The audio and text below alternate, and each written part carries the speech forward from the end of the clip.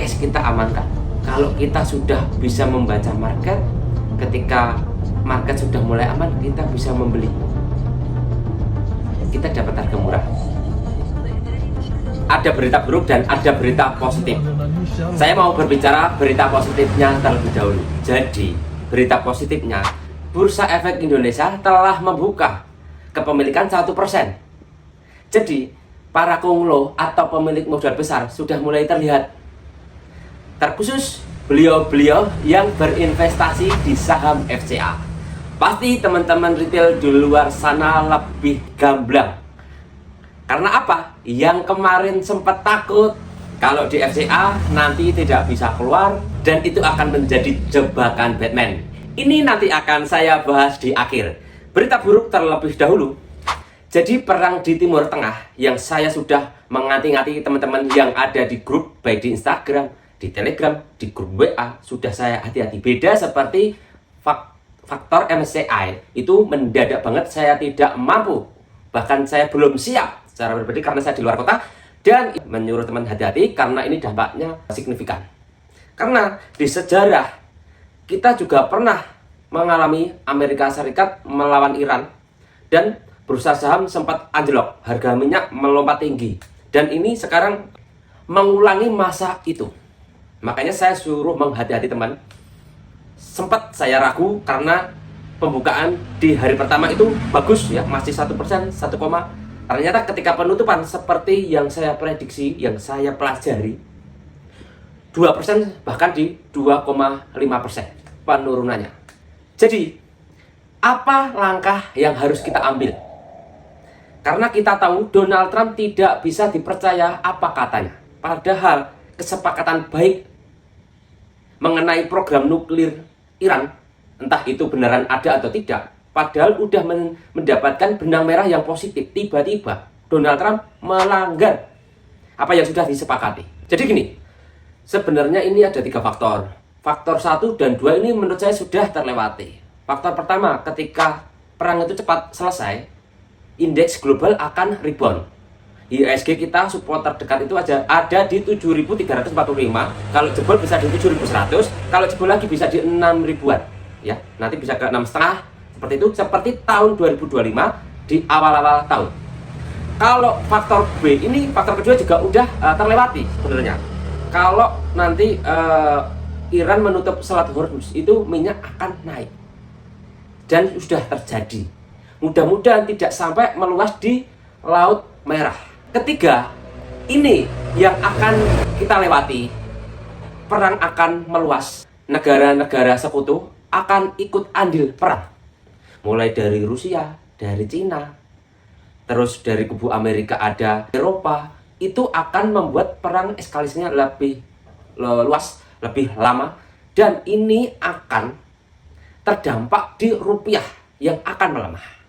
Donald Trump, dia sebenarnya orang yang suka menggertak. Jadi ketika perang di Iran, nanti ini akan eskalasinya 2-3 bulan. Wah, seakan-akan dia hebat. Iran senyum. Ternyata hal yang tidak terduga, Ali Khamenei terbunuh. Nah, ini membuat Iran tidak akan ada negosiasi. Dan ini akan berkepanjangan menurut saya. Meskipun per hari ini Amerika Serikat telah membuat statement kalau Iran sudah menyerah dan akan mengikuti negosiasi. Tapi kita tahu Donald Trump emang suka bermain di sosial media. Tanpa ada benar salahnya, dia yang penting bikin statement. Emang rada-rada itu. Makanya langkah apa yang harus kita lakukan? Saya juga sudah mengati-ngati teman-teman di grup untuk defend, untuk mengamankan uang. Ketika market panik, kita bisa membeli dengan cara mencicil. Karena kita tidak tahu harga bawah market sampai di angka berapa.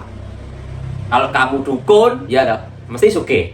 Karena ketika, wah ini udah mentok banget nih, kamu beli, tiba-tiba besoknya naik. Nah, itu kan susah untuk diprediksi. Warren Buffett pun paling suka ketika ada panik selling seperti ini.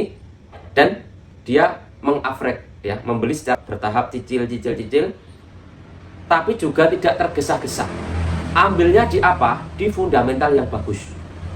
Jangan ketika ada saham yang terkoreksi, kamu tetap pilih saham yang gorengan, yang menurutmu harganya itu murah. Harga murah itu tidak menjadi acuan akan cepat naik. Di posisi kalau banyak terkoreksi ini, pasti yang naik terlebih dahulu itu yang valuasinya bagus, fundamentalnya bagus. Dia pasti akan naik. Ketika saham-saham fundamental ini udah dirasa harganya udah cukup, pasti baru saham yang bisa dikatakan gorengan. Saham konglo itu kan bisa dikatakan pemain kedua setelah fundamental yang bagus. Konglonya yang dimaksud ini punya Pak PP yang emang BVV per ini cukup besar. Tapi kalau Pak Thohir itu kan fundamentalnya bagus-bagus. Jadi biar tidak lupa saya ingatkan lagi, pertama amankan aset dulu. Ya, pilihan Anda bisa di average down-nya tapi nggak usah tergesa-gesa. Yang kedua bisa di cut loss. Habis itu nanti menurut kamu udah harganya cukup, bisa diambil. Karena apa? Di kita itu tetap terpengaruh dengan adanya investor asing. Meskipun retail kita itu udah besar, tapi retail kita itu kebanyakan memang FOMO. Beli apa, dia ikut, jual, dia juga ikut. Jadi market, apalagi di kondisi seperti ini, meskipun kita tidak perang, ya, volatilnya itu cukup kerasa. Lalu semisal teman-teman mau bertanya, Mas, ini bagusnya, semisalkan saya pengen tetap berjuang di market, apa yang harus aku beli? Satu, energi. Backgroundnya pertambangan batubara, karena dia juga energi, jangan lupa. Jadi tidak hanya migas, batubara juga menjadi opsi kedua. Jadi ada migas, ada batubara, yang ketiga itu emas. Jadi gini, ada sedikit konspirasi, tapi ini menurut aku di teman-teman yang membahas di geopolitik, Amerika itu per bulannya udah ada target untuk menyerang siapa saja, termasuk akan ada Kuba dan di terakhir ada Turki. Ini juga akan besar banget kalau udah ke Turki. 2026 ini sebagai pemain market harus tetap berhati-hati karena bahaya. Lantas misalkan ada perang seperti itu, harga minyak otomatis naik. Tapi Donald Trump sudah mengamankan aset dari migas, yaitu dari Venezuela dan teman-teman yang dia serang. Selain migas, kedua ada emas. Cadangan emas Amerika itu nomor 1 dunia, paling besar. Ada konspirasi, menurut saya juga setuju. Adanya perang ini, sebenarnya dia juga selain kemarin habis jatuh, emas diserok lagi, dia itu melunasi hutangnya dengan membayar memakai emas. Karena emas dia besar, makanya dia terus-menerus membuat kekacauan yang berakibat emas akan all time high.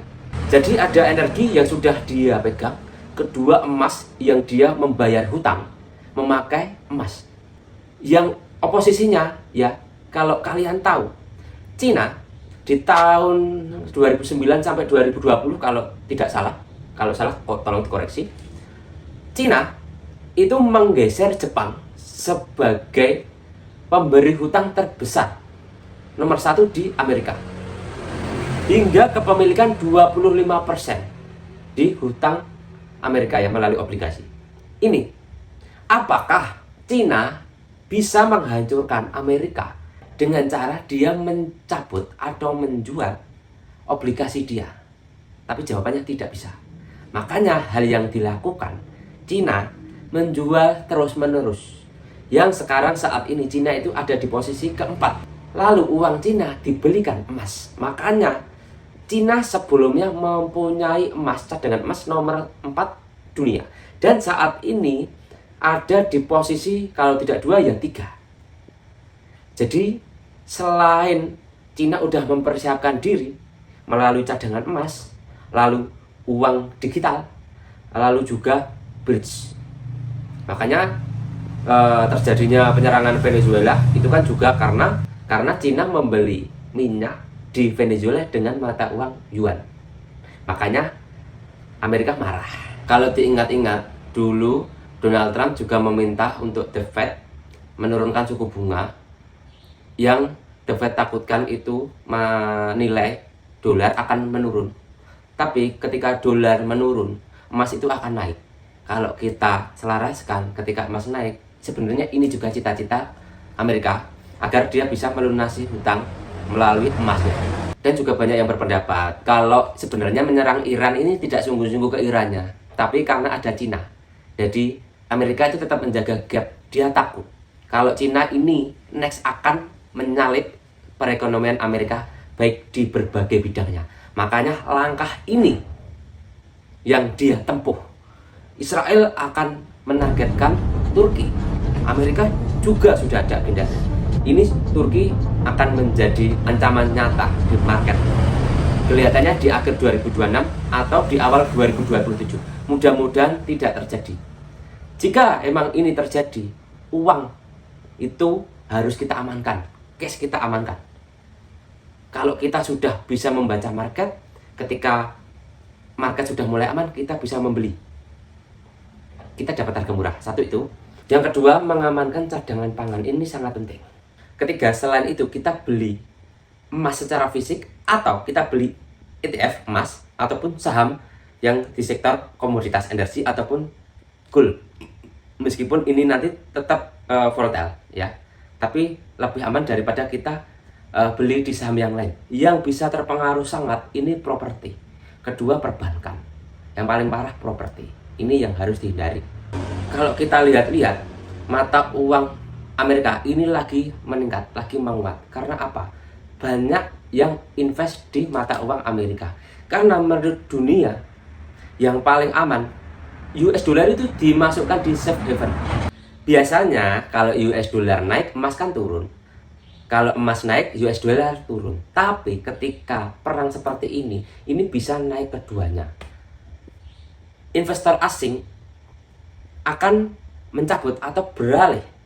Yang sebelumnya dia di indeks Indonesia di IHSG, dia pasti menurut dia di mana yang lebih aman, karena di sana dia melihat market yang lebih liquid. Kalau ngomongin masalah geopolitik ini, kita hanya bisa menerka-nerka, tapi cukup untuk mengantisipasi. Kita akan merefresh pikiran yang seger-seger, kita ngomongin yang positif karena BI sudah membuka 1% melalui indeks ya, idx.com. Kamu lihat siapa saja yang mengakumulasi.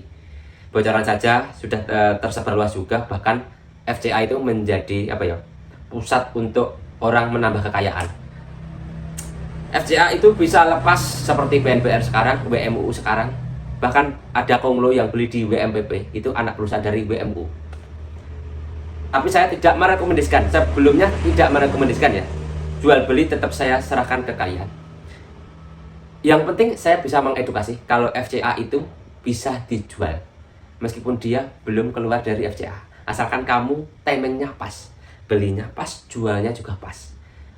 Beruntung juga kalian bisa mendapatkan informasi bahwa perusahaan itu sehat, akan tetap ekspansi, pasti juga dia akan lepas dari FCA. Contoh ada BNPR dan next JGL juga akan menyusul. Bukan rekomendasi, kalian bisa menganalisis sendiri saham-saham mana yang bisa multi bagger karena masih banyak di luar sana. Nah, lihatnya di FCA ya. FCA out itu FCA yang hari ini keluar. Diklik, nah tidak ada karena hari ini tidak ada yang keluar dari FCA. Ini seperti ini kan ada tandanya. Itu bisa dicek di IDX atau di sini ya. Kalau di HP nggak kelihatan ya kemungkinan. Ini kan efek bersifat ekuitas dalam pemantauan ya. Itu X. Tapi kalau ada yang E ini kita lihat ini ya. Nah, laporan keuangan terakhir menunjukkan ekuitas negatif. Lalu seperti ini juga HIL yang kemarin harganya sempat tinggi sekarang menurun. Adanya permohonan penundaan kewajiban pembayaran utang PKPU. Nah, seperti ini kita lihat ya. Ya, kalau bisa kamu itu cuma yang X ya. X itu biasanya karena dia hanya dihukum bisa sebatas 1 minggu, 2 minggu gitu. Kalau yang E ada EX itu apalagi kayak gini BLYK terlalu banyak hukumannya. Jadi untuk pantauan pertama itu di X, habis itu di EX. EX ini negatif tapi perusahaan masih melakukan aktivitas seperti biasanya ya. Itu. Ini banyak. Sebenarnya nggak hanya ini ya. Papan FCA ini banyak sebenarnya. Nah, ini nih, baru ke refresh ini. Nah, seperti ini MTFN. Nah, ini kan bagus ini. Nah, ini laporan keuangannya masih negatif tapi ini bekerja dia itu masih aktif. Nah, ini MKNT ini harganya 1, ini ELX dulu ini banyak banget hukumannya, sekarang tinggal 1. Nah, ini contoh ya MTFN, kita klik gini MTFN kita klik. Dan habis itu ke laporan keuangan, kita lihat seperti ini laporan keuangan. Habis itu yang paling fatal itu lihatnya itu di company profile itu ada free float. Nah itu yang paling penting ya, free float. Jangan sampai, nah ini masyarakat mengeluarkan, jangan sampai terlalu besar yang tersebar di market ya. Ini dilihat dulu yang memiliki siapa gitu. Ini. Nantikan tolong like dan komen apa yang mau ditanyakan. Nanti saya akan membahasnya baik di video ataupun di live. Like bagi kalian yang menurut konten ini bermanfaat. Jangan lupa share ke teman kalian. Terima kasih.